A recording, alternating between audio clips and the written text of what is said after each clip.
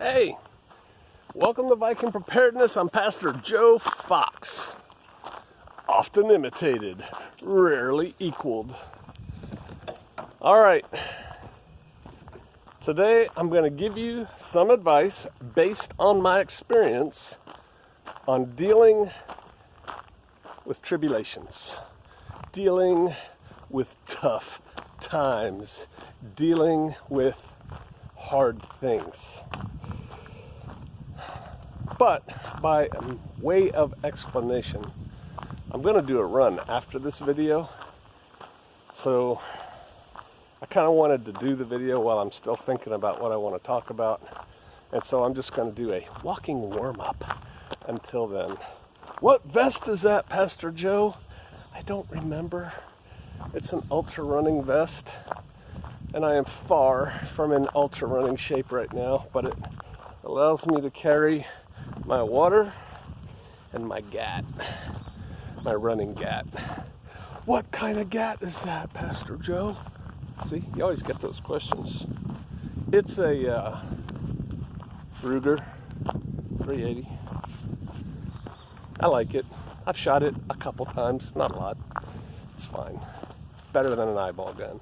All right, here's what I'm walking down. The new way. All right,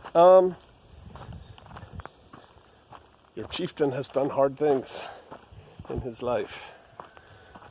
I have been through selection courses that made grown men cry, literally. Oh yeah. I've been to very difficult training events, schools, and like most of you probably, I've had life's trials and turmoils. And so what I'm going to talk about is what works for me, but also what works for a lot of people. And the reason I'm doing this video today is because based on your comments, some of y'all need this. So listen up. I was a SEER instructor, survival, evasion, resistance, and escape for the military at one point. I was actually offered the job, like went through the interview process and was offered the job to be the head civilian in charge of all of the military SEER schools back in the early 2000s. I turned it down for a number of reasons, but that would have been a cool job. Come on. One of the principles that we teach in the military to soldiers, sailors, airmen, and Marines who are going through SEER is PMA. PMA. Positive mental attitude. It is vital. Super important. Matter of fact, if you don't have PMA, there's a good chance you won't make it. I think it was Eleanor Roosevelt, who was not a good person. I think it was she who said, no one can make you feel inferior. What this gets to is it's windy, there goes a deer. It's a little one. You probably can't see it. He was laying, whatever, right there in that grass. You can control your brain. You can decide, listen, you can decide, I'm going to leave that deer alone, to feel about things like you want. You can decide you're not going to be sad about something. You can decide you're not going to be angry about something. You're going to decide. You can decide. Most people just let their emotions rule them. So you can decide, despite everything going on, you have a bone sticking out of your leg, they're chasing you with dogs, you haven't had anything to eat for over a day, you know, oh, and right before you got in this predicament, your spouse told you they were done with you. I mean, that's a pretty bad day, right? You could wallow in self-pity and succumb. Most people would. Or you can look up at the sky and go, at least it ain't raining. You see? Or, wow, that's a nice view. I'd like to build a house there. When I was in the infantry, we went a couple places. And my guy said to me one time, "Sir, you're always saying how you'd like to build a house here." Because we'd be somewhere out in the boonies, but it would have a nice view, and I'd be like, "It'd be a good place for a house. Like, it's in Korea.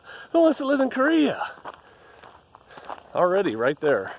Negative attitude, positive attitude. Accentuate the positive. But we teach this to the military, that PMA is important. And one, for this to work, has to be cognizant of that fact. One has to be cognizant of the fact that it is important for you to maintain a positivity, man. What's with all the negative waves, Moriarty? You got to maintain a positive attitude, a positive mental outlook. You have to look for solutions, not merely identify problems. Does that make sense? There's a story I was told when I went to the SEER instructor course, but I never really heard it again. So it could be apocryphal, could be made up. But basically it was, it's probably not true anymore. At one time, as the story goes, Canadian pilots were issued survival kits, as they are now, and in that survival kit was a .38 Special revolver. And they needed survival kits because in the 50s, and even today, Canada has huge swaths. Now, I always huff and puff on this hill, and everybody, it doesn't look like anything, right? It looks flat, right? I was standing on my porch just for this part of the video, and I did my hand, and it's about like that. Not like that, but it's about like that. And I've walked up this hill with a lot of people, and they always huff and puff more than I do. So too bad. All right. So they, there's huge swaths of wilderness, and sometimes planes fall down and go boom. Look at that. Breakfast.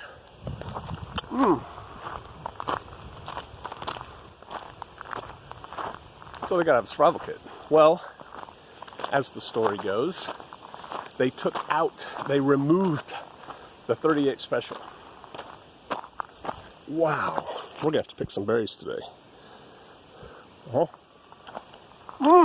So sweet. Because pilots were crashing, no one came immediately to rescue them, and they would experience despair and despondency and shoot themselves. I can't take it anymore. It's not a solution. PMA. Let me huff and puff up this hill a little bit. I'll let you see.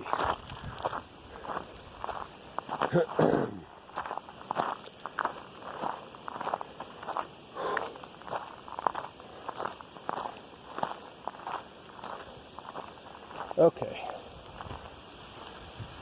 Oh, that's going to be fun running. Although my run, I should time myself. My run, I don't know how much faster than my walk. It really is.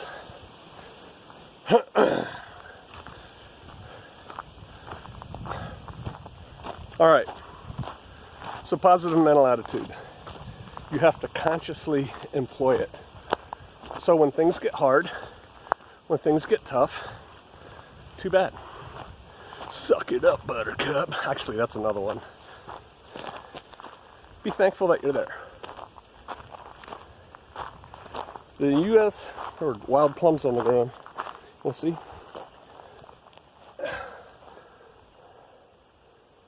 That's how big they are. The U.S. military extensively interviews. They debrief returned POWs.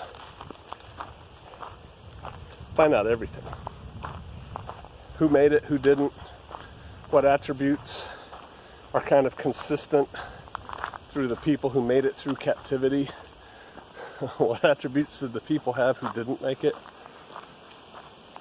One of the things, and when one is a POW, one is in a bad place. It's bad. You think you got troubles? They had troubles. And so how do they pull through? And one of the things they found consistently across the board with people who did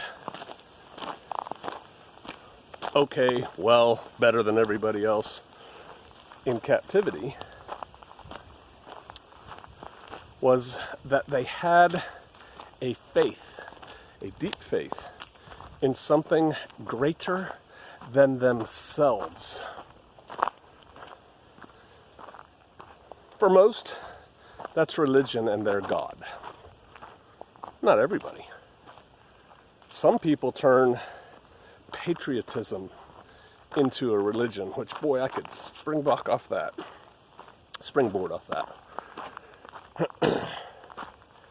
But it's something bigger than themselves. Could be the tribe. Could be the principles. Whatever. You have to get outside of your own head, and you have to value things greater than yourself. Those people do better. They have something to live for. Because when times get hard and life sucks,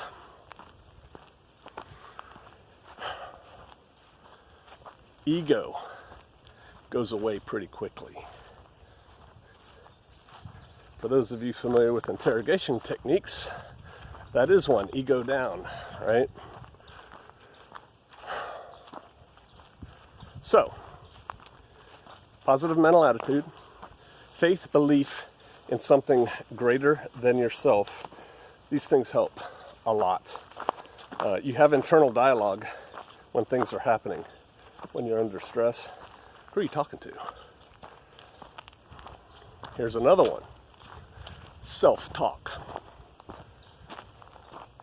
Special operators, U.S. military, are extensively studied. It's a small group.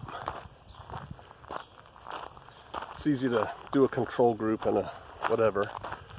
And one of the attributes of SOF, which, let's face it, to get there and to stay there, it's hard, right? It's difficult.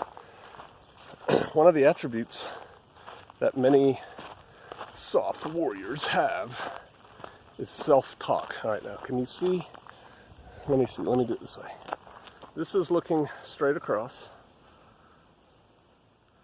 And I don't know if you can see the scale of that, but that's going like, that's a steep one. All right, self-talk. I call myself JoJo. Come on, JoJo. On this run, after this video, when I'm running up one of these hills and I want to quit and I want to stop because it's hard and it's hot and I'm thirsty and my knee hurts. And say to myself, come on, JoJo, get up that hill. Let's go. Get up that hill. Come on, you can do it. Positive. Not, you suck, you loser. You'll never get up this hill. You could get up this hill when you were 30. Why aren't you getting up now, fat old man? Got to use positive self-talk. You can do it. Come on, you're looking good. This is working. Let's go. All right, we're making time. Come on, let's go. You keep that running. Pro athletes use visualization. They see themselves throwing the perfect pass, being caught, touchdown. They see that whole thing. It's a form of mental self-talk. So that's an important thing to do when times get hard. Give yourself kudos. Tell yourself you're doing okay. Yeah, you got a bone sticking out of your lower leg. It really hurts.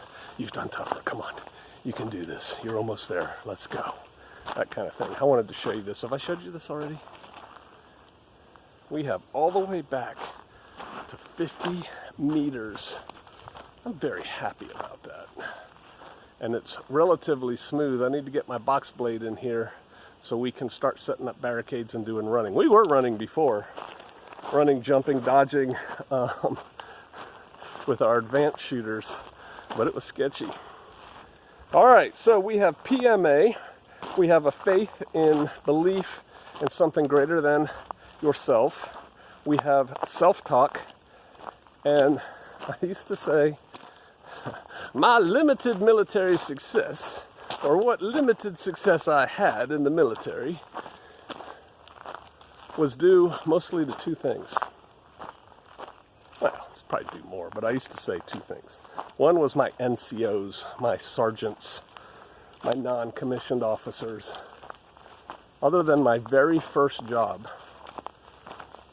I had the honor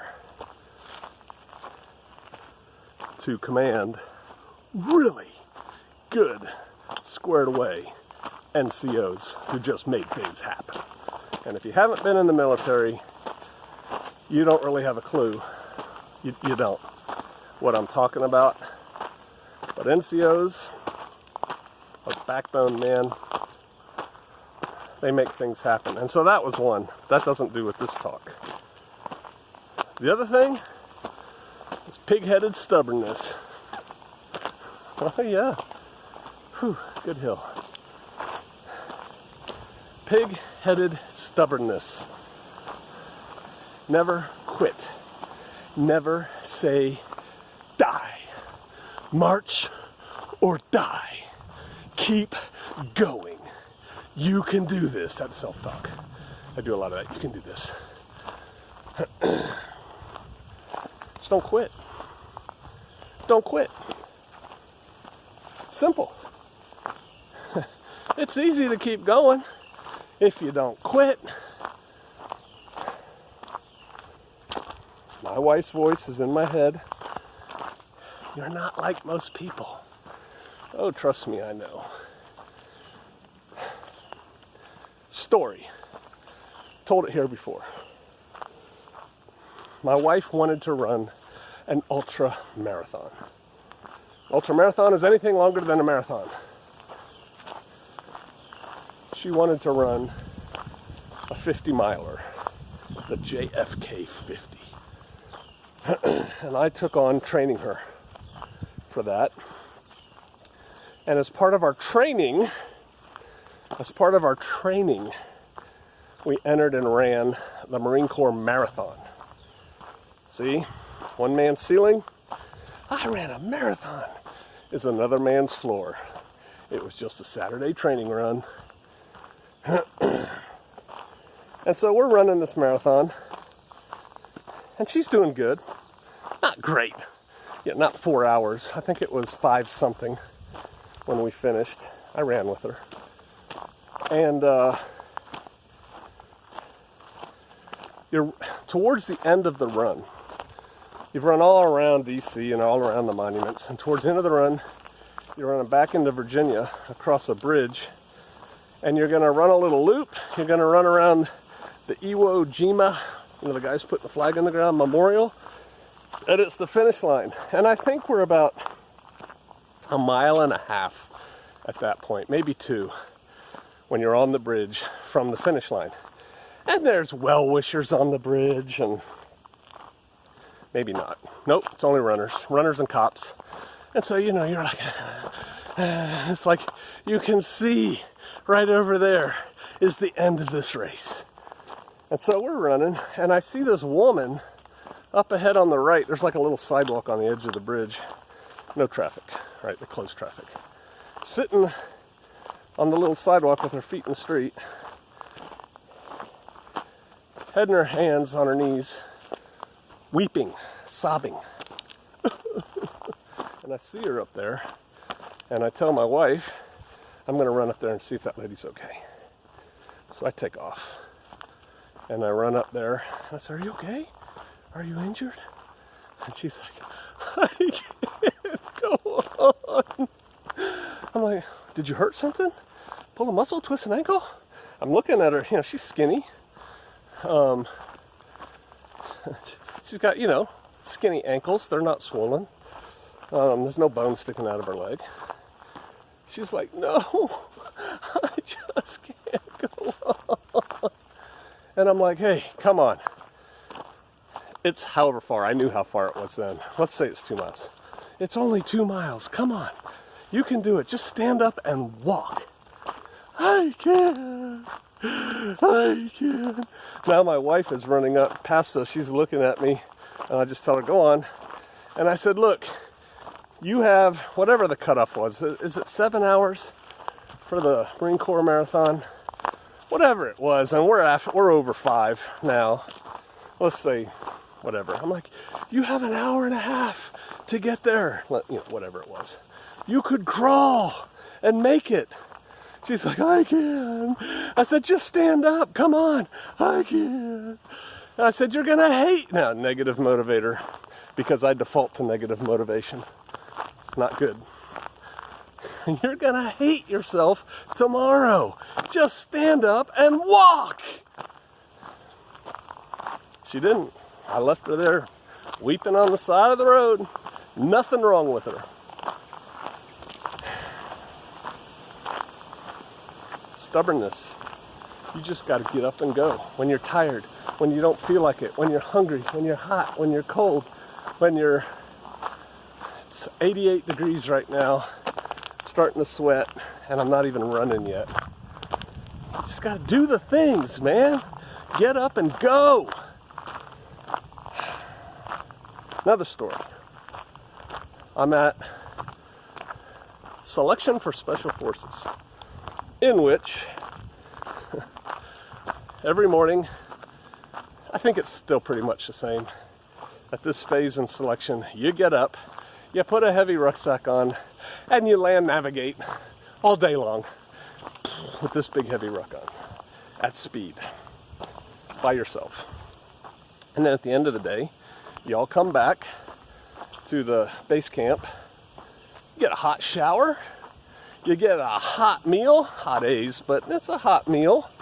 And they would not let you, once you got back, you were not allowed to wear boots. You had to let your feet air out. Because I went to the second selection course, SFAS. I went to the second SFAS. There was 2 SFOTs before that. Another story for another time. Same thing, different name. I saw the worst feet that I've ever seen in my life there. Oh my God. People's feet. Wolf. And so you'd come back, get out of your uniform, take a shower, and it was called the SFAS Shuffle. Guys would be walking back from the shower, little stutter steps. Ooh, ooh. It felt like somebody had been beating on the bottom of your feet with a ball-peen hammer. That's what it felt like. And at this point in the course, students were not allowed to talk to each other. And there are graders everywhere. You are being continuously assessed. And so I had helped this guy. He was black. It's important to the story. I had helped this guy earlier. You're not supposed to help each other either. But he was a clerk typist in the Army from Germany. And the first day, they gave us a bunch of web gear, all unassembled, and said, get your stuff put together. And he was looking at like a hog looking at a wristwatch. And we were all in one room. And a buddy of mine, who I'd done a lot of things with in the military to this point, looked at me and looked at him and went, like, help him out. So I helped him out. And I think there's a Chinese saying, this part's easy, it's a little bit downhill. There's a Chinese saying that once you save a man's life, you're obligated to him for his life, or something like that. Well, I did kind of take this young soldier emotionally under my wing. I cared about him. So, we're walking back from the shower. It's been a long, hard couple days. My feet hurt, everybody's feet hurt. We're all in flip-flops. And, you're wearing like the same shorts I'm wearing right now, these little black running shorts. And he's walking slower than everybody else, and his head's down. Does not have PMA. My feet hurt just like everybody else's feet hurt. I'm tired just like everybody else is tired. But you know what I'm thinking about? I am clean. I've had a hot shower, and I'm going back to get some hot A's, which is hot dinner. They bring it out to you. Woo-hoo! And yeah, I may only get a couple hours of sleep tonight, but that's okay, because right now, this is good. So I come walking up behind him,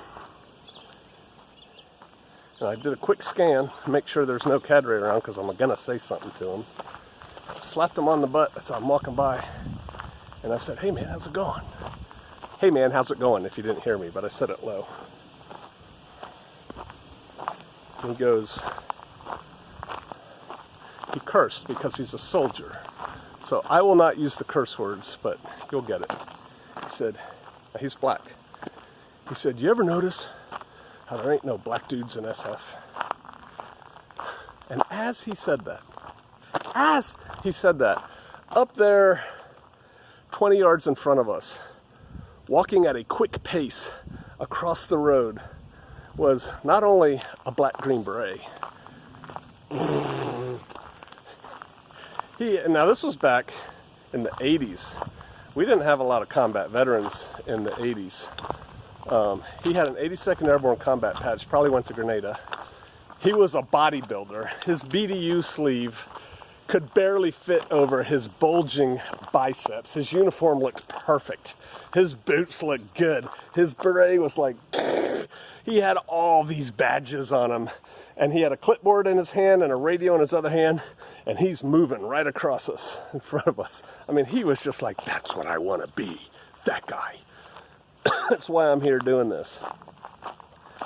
And as I looked, when he said, you ever notice how there's no black dudes in SF? I looked up and I saw that guy. I said, no, not really.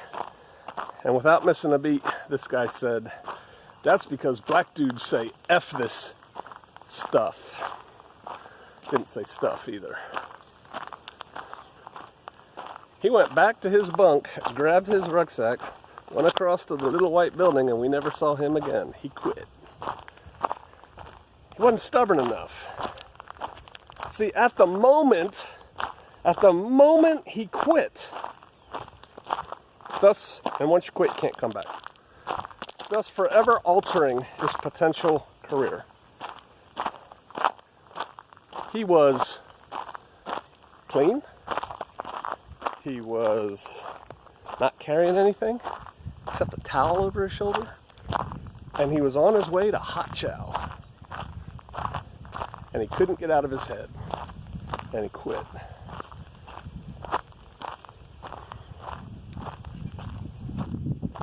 Stubbornness.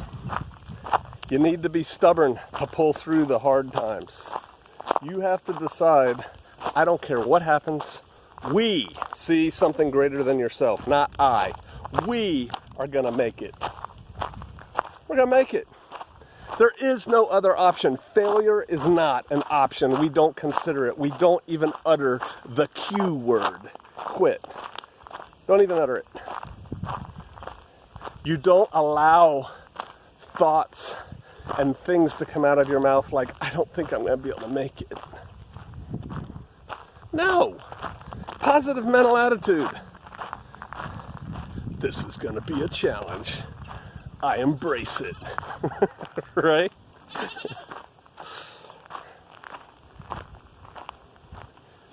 "41% of the people made it through my selection course. Of the people who came to the selection course,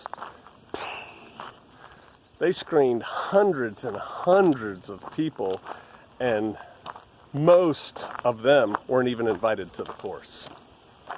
And then of those studs who were invited to come, 41% didn't make it. And then you go further and more don't make it, more don't make it, more don't make it.